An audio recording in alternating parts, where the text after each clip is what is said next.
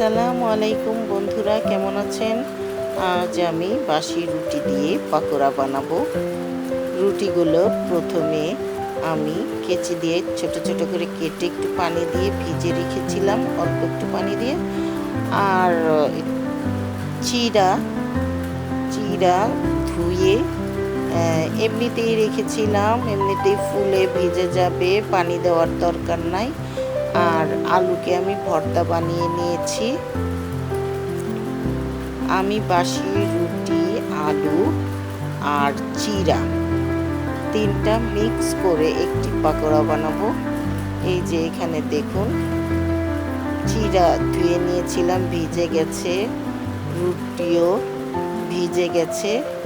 এর মধ্যে আলু ভর্তা বানিয়েছি, কাঁচামরিচ, পেঁয়াজ কুচি, ধনে পাতা কুচি এবং হলুদের গুঁড়ো, মরিচের গুঁড়ো আর একটু আদা রসুন নিয়ে আমি সব চটকে মিক্স করে নিচ্ছি। লবণ দিতে ভুলবেন না যেন। আপনারা বাসি রুটি থাকলে অনেক সময় ফেলে দেন, সেটা ফেলে না দিয়ে পাকোড়া বানালে অনেক সুস্বাদু একটা পাকোড়া হয়। আপনারা একবার খেলে পরে বারবার খেতে ইচ্ছে করবে। আপনারা বানিয়ে খেয়ে দেখবেন এভাবে। দেখুন আমি মিক্স করে নিচ্ছি।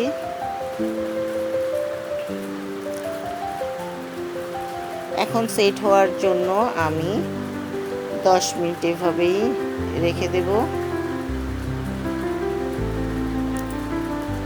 এখন আমার সেট হয়ে গেছে, দেখুন আমি এখন বানিয়ে নিচ্ছি।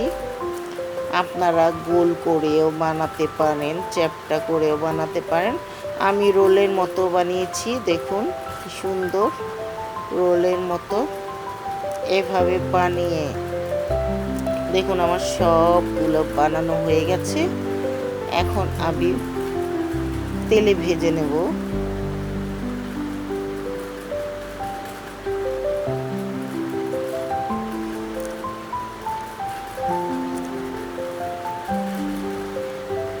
এই তিনটা জিনিস মিক্স করলে যদি একটু নরম হয়ে যায়, তাহলে আপনারা একটু ময়দা কিংবা আটা দিয়ে নেবেন।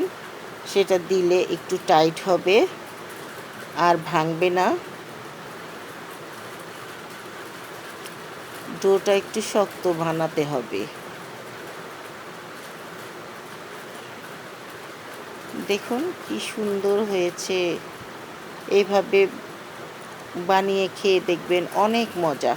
আমার এই রেসিপিটা যদি আপনাদের ভালো লেগে থাকে তাহলে লাইক, কমেন্ট, শেয়ার করে পাশেই থাকবেন। একটু খেয়ে দেখি, দেখুন আমার মন মানছে না, আমি একটু খেয়ে দেখি, অনেক স্বাদ। নতুন হলে সাবস্ক্রাইব করবেন। আজ এই পর্যন্তই। খোদা হাফেজ।